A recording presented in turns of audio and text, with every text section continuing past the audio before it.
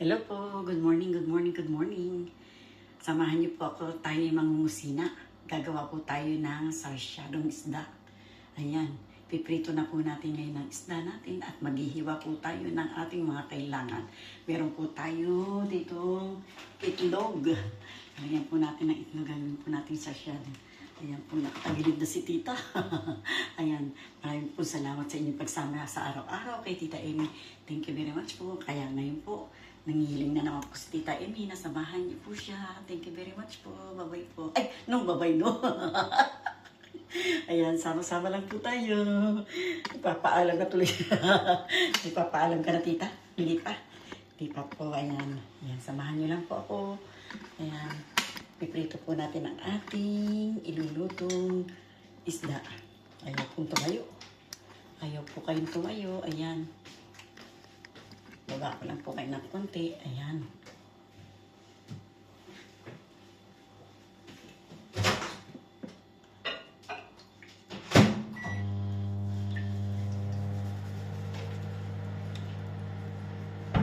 Ano na nangyari na? Walang nangyari?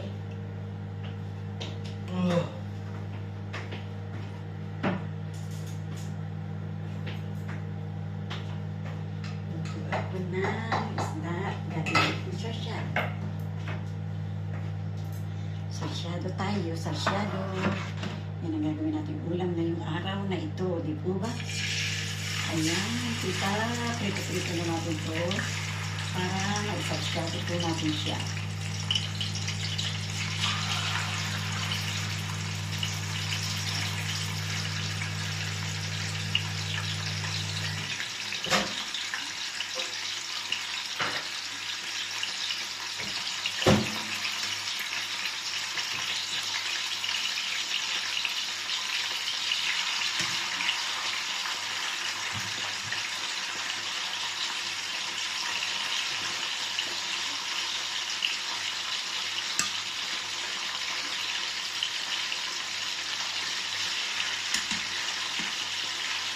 Ayan.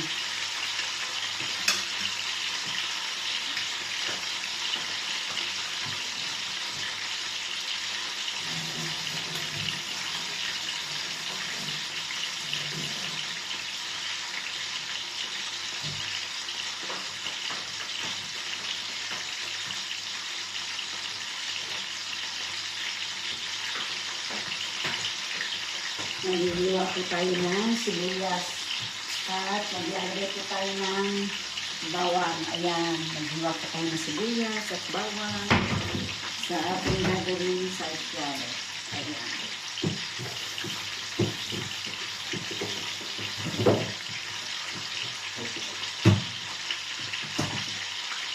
Luto lang po tayo.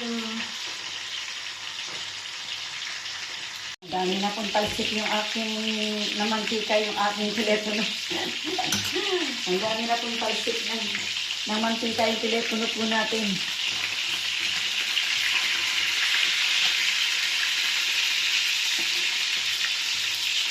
Ang ating telepono na dami ng talsik na mantika.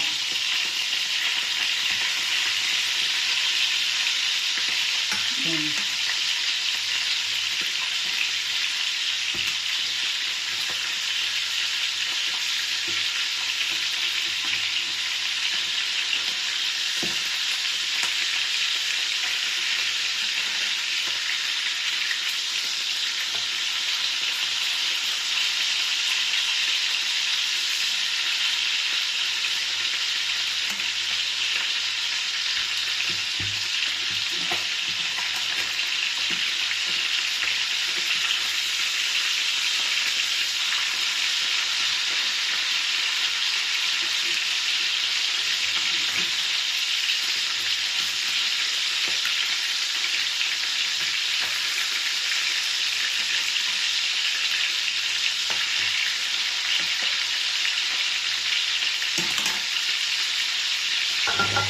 Ito na po yung ating ilupang nagawa. Ayan. Pwede na rin po tayo rito ng itlog na binate para po sa ating sarsyado. Meron na rin po tayo rito ng bawang, luya at sibuyas. Ayan po. Ayan, meron na rin po tayo nakaprepare ng paminta, chicken cubes, at meron po tayong oil. Ayan. Dito po sa isang kawali natin iaayos. Dito po sa isa. Ang dami na pong talsik yung aking hawakan. Ayan. Dito po sa isang kawali. Ilalagay na ililisa po natin sila. Ayan. Ang ating dito ay marami ng talsik. Pati ang ating telepono ay nagkanda talsik-talsik na po. Natalsik-talsik na. Ayan. Kita ini ang ating bintana na puno na rin ng talsik ng mantika. Ayan. Napuno na ang talsik ng mantika.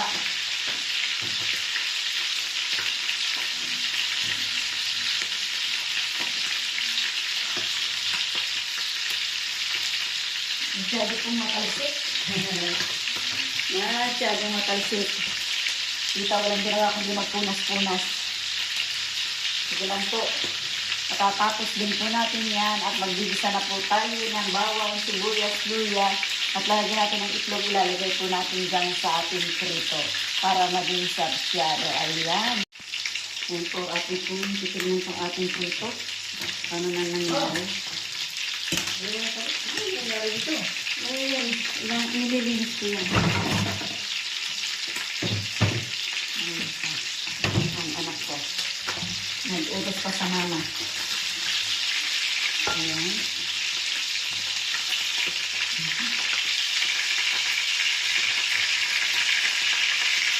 Ang dahil po pala ng lagayan ko.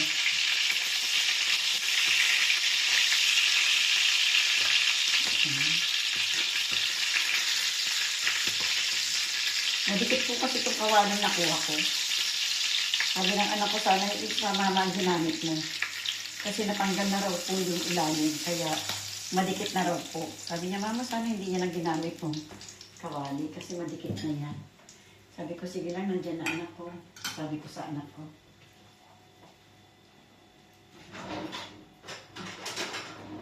Ayan. Isa na po natin itong ating bawang, sibuyas. Dito na rin po sa ating pinagprituhan. Sayang naman po yung ating mantika. Ayan. Isap po natin itong bawang natin. Dito sa ating pinagprituhan ng ating isda. Ayan po. Lagay ko lang po ito doon para hindi ko tayo makamuli. Hindi po mo siya na istorbo. Sabihin ko po sana hindi nakakamolestya. Kasi po sa atin ang molestya parang iba ang dating. Yung pong salitang molestya, yun naman po dito ang madalas gamitin. Pag nakaka-istorbo, molestya po ang tawag nila. Wala pong salitang istorbo po kasi dito. Kaya ang madalas pong bigat nila, halimbawa pagka naging istorbo ka, ano ka ba, nakakamolestya ka na? Ganyan ba? Nagmumolestya ka kasi sinasabi nila. Yun po ang madalas nilang magitin dito.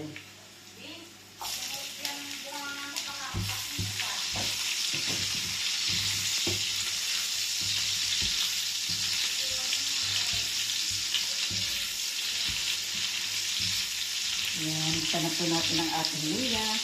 Uy, napakasarap po ng amoy ng luya at bawang. Kaya lang hindi nyo po maamoy. Hindi nyo po maamoy kasi nariyan po kayo sa loob. Sa loob, tita.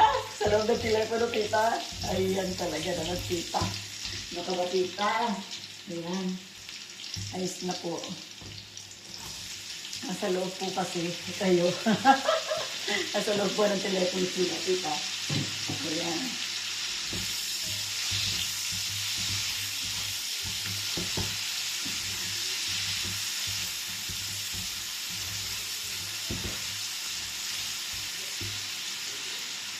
Lagyan ko po ng paminta. Ayan.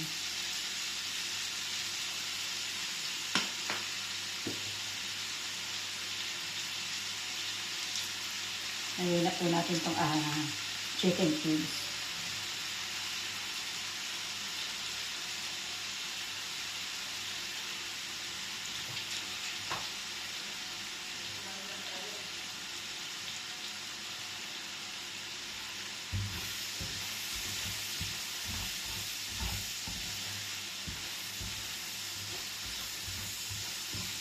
Lutuin lang po natin ng konti pa. Bakit, Lola? Ha?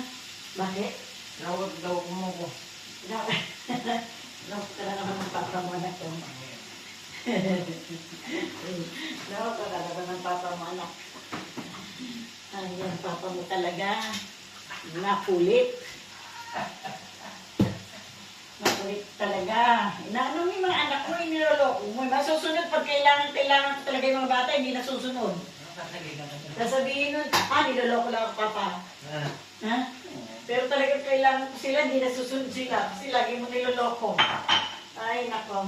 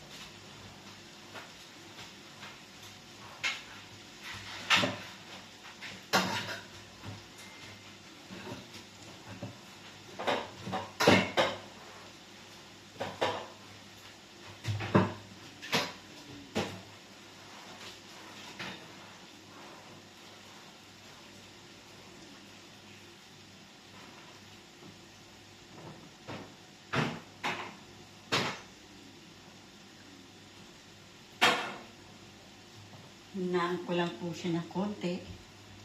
Ayan. Lagyan ko po siya ng konting tubig. Hinaan ko po siya ng konti. Lalagyan po natin siya ng konting tubig. Ayan. Lagyan po siya natin ng konting tubig.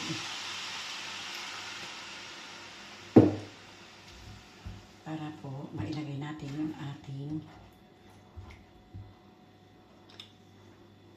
itlog. Pag po siya kumulo na.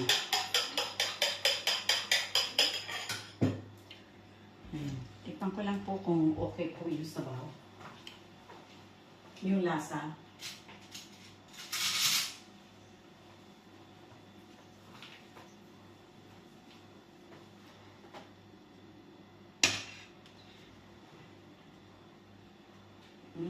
Sarap po. Tama-tama po yung asin niya. Na ano, kasi yung abi creme po, di ako masyado rin sa anghang. Ay, sa anghang. Sa alat. Yung, yan. Lapit na po maluto yan. Ang ating sarsyado. Lagay ko na po ng dahan-dahan ito.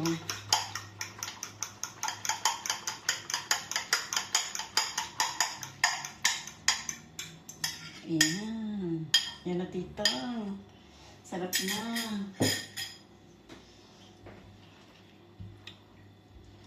At ilalagay po natin sa ibabaw ng ating prito. Ganun lang po ang paggawa ng Tita Amy. Pag ito po ay naluto na. Ayan.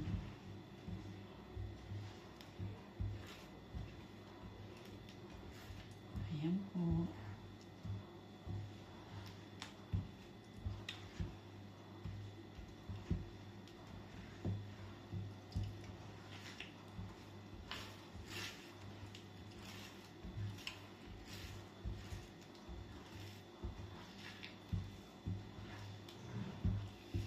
Tapos ilalagay ko na po dito sa prito, ililipat ko po kayo ng way para po makita po ninyo.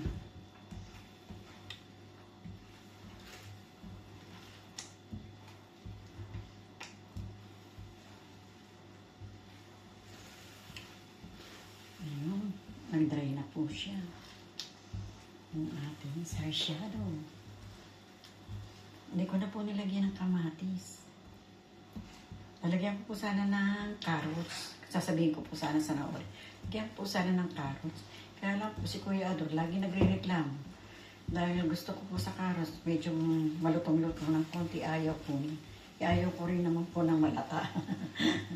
Kasi daw po, sabi niya, hindi na raw niya po makagat. Ayan. Yari na po, lipat ko lang po kayo ng konti. Na paganyan. Nakara po sa may prito. Ayan po. At atin na po ito ilalagay. Ayan. Lagay ko lang po dito sa ibabaw. Ayan. Ganyan lang po ang pagluto ni Tita Amy. Ayan. Para po yung lasa ng itlog at saka may pumasok lang po sa loob. Ayan. Ayan po. Kanya-kanya naman po tayo ng style ng pagluto.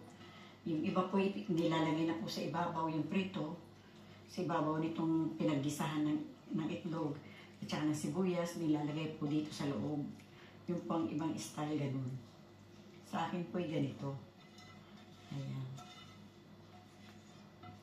Ayan po. Ganyan lang po ang aking style ng pagluto. Lagay ko lang po ito rito. Ating mga hugasan. Ang dami ko pong hugasan. Ayan po. Ito na po ang ating sarsyadong itlog. Ayan po. Ang ating sarsyadong itlog. Bueno, ayan. Bueno po mga kasama ko, mga kaibigan ko, mga kapilipinay. Maraming pong salamat sa inyong palaging pagsubaybay kay Tita Amy. Thank you very much po. Mula po sa puso. Bye-bye po. I love you all. Bye-bye.